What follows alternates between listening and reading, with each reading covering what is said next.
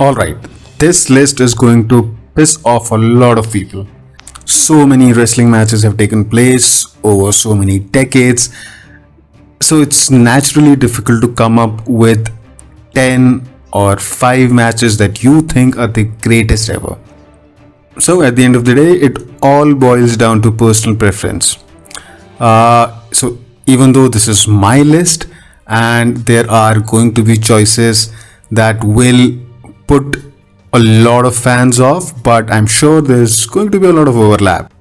Without building any more suspense, let's get to it.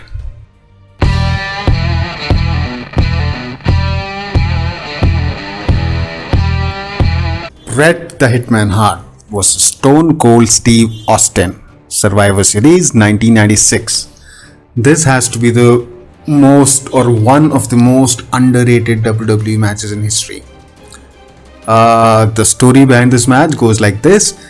Bret Hart had gone on a sabbatical after his loss to Shawn Michaels in WrestleMania 12, and that's when Steve Austin started to make a name for himself.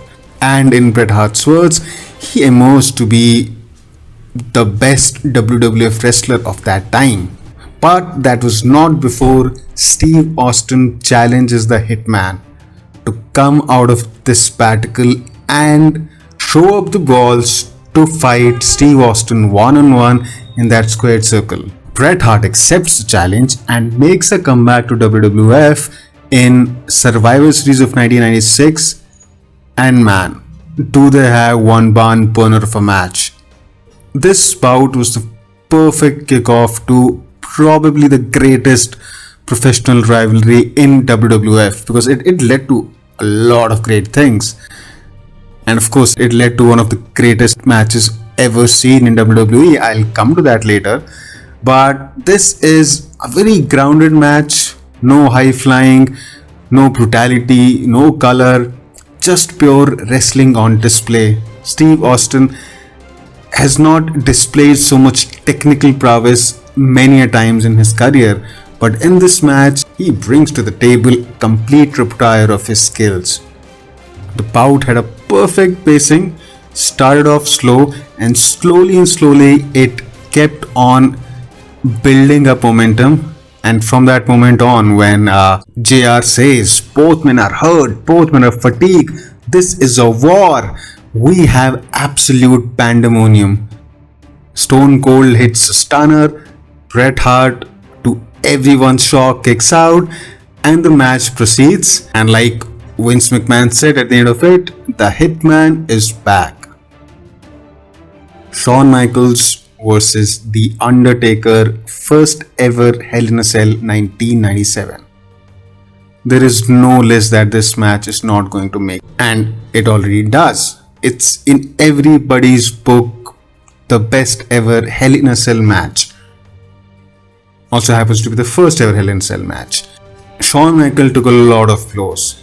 He set a new benchmark of being chugged all over the ring, being thrown off the top of the cell, covered in all blood, and Undertaker dished out the kind of punishment to Shawn Michaels, the likes of which had never been seen before.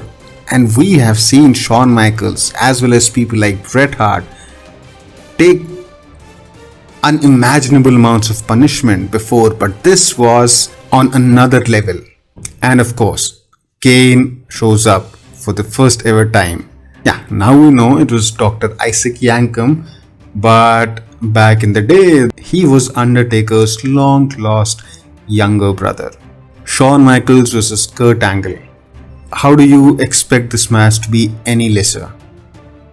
Two of the supremely talented, technically marvelous wrestlers getting it on one of the biggest stages. This bout lived up to all its hype, lived up to all the wait that people had to do since the very day Kurt Angle made his way to WWF. Bret the Hitman Hart versus Davey Boy Smith, the British Bulldog, in Your House 1995. Yes, not the SummerSlam 1992. This match for me tops their earlier encounter at SummerSlam by just a little bit. There were some very interesting elements to this match that were missing from the first match. Of course, there was color. Bret Hart was a bloody pulp at the end of it. But then there was also, for me personally, the storyline was more intense. We had a babyface, we had a heel. In their early encounter, both were babyface. That's not a problem, that does not work against the match. But the babyface versus heel angle just gave the match more heat. And talking just of the match, it was a pure treat. There have been few matches that are so full of unpredictable moments from start to finish, and this In Your House between Bret Hart and Bulldog was easily one of those matches and among the very best of those matches. Stone Cold Steve Austin versus The Rock, WrestleMania 17. The hype leading up to this match between Austin and The Rock, two fan favorites, was insane. They were the two biggest stars of the Attitude Era, and leading up to this match, they were both baby faces. So you can expect the kind of hysteria that surrounded this match. Thankfully, the match itself did not let you down. If you had any reason to complain at any loose point, at any loose end in the match, Vince McMahon came in, got involved himself, and gave the match one of the biggest twists ever seen in ring. CM Punk versus John Cena, Money in the Bank 2011. CM Punk was crazy popular in 2011, and his pipe bomb was creating havoc. But so was John Cena, the top babyface of the company for many years leading up to this match. As the story goes, CM Punk was more than done with WWF and McMahon. He was really pissed. Shades Bret Hart 1997. The crowd was really charged up. Some were behind him, some were behind Cena, and these two great athletes put on a clinical display which is still remembered to this day as probably the best match of the decade between 2010 and 2020. Shawn Michaels versus Undertaker, WrestleMania 25. Again, a fan favorite. This is also one of those matches that will make it to everybody's list. They also had kind of a sequel the very next year, and it was almost an equally good match. The WrestleMania 25 clash is on a different level altogether. The match set such a daring pace with falls, pins, kick-outs and kick-ins. This also happens to be the match when for the first time you really thought that Undertaker's streak is coming to an end. Randy Savage versus Ricky Steamboat, WrestleMania 3. It would hardly be a surprise to anybody who has seen Randy Savage Macho Man wrestle that his matches or one of his matches will make it to a list of the greatest wrestling matches ever. And this was a pure clinical effort against Ricky Steamboat. Well, WrestleMania 3 was headlined, as we all remember, by Andre the Giant and Hulk Hogan. So Macho Man was very eager to make his own mark in the match. And with Ricky Steamboat as his dancing partner, things became a little easier and a hell of a lot more interesting. And then we come to the number one, the greatest wrestling match ever to have taken place. Let me give you 2 seconds to make your own guesses.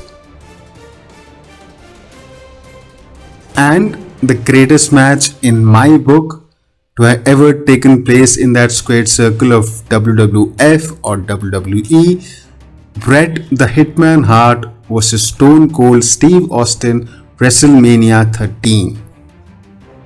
What would you want to change about this match? I bet 100 out of 100 people would say nothing. But because this is such a perfect match, does not in any way mean this was boring. It was the best technical wrestler in WWE versus the best brawler in WWE. Or we can safely say Bret Hart is indeed the best there is, the best there was, and the best there ever will be. He can totally make a claim to being the greatest WWE wrestler of all time, and I would totally buy that. And then he was up against probably the biggest WWE wrestler, but all of that is pretty subjective. What is not subjective is that the rivalry between Bret Hart and Steve Austin is still perhaps the greatest WWE rivalry of all time. The moments it gave us during and after the culmination of this rivalry, the impact this match had on the WWE universe going forward, how this match almost single-handedly kick-started the Attitude Era. You know, it's funny. It's funny that the man who was probably most instrumental in kick-starting the Attitude Era, Bret Hart, along with many others, of course, Shawn Michaels, DX, and Steve Austin himself, is never even credited for it. Or even if he is, he never really got to take advantage of it. Austin Bret Hart rivalry, WrestleMania 13, Montreal Screwjob, which created the Vince McMahon character. But back to this match, Bret Hart vs Steve Austin is a rage from start to end. The match takes place all over. Within the crowd, in the ring, there is a chair, there is a bell, there is color, and at no point in this match does it seem contrived, does it seem artificial.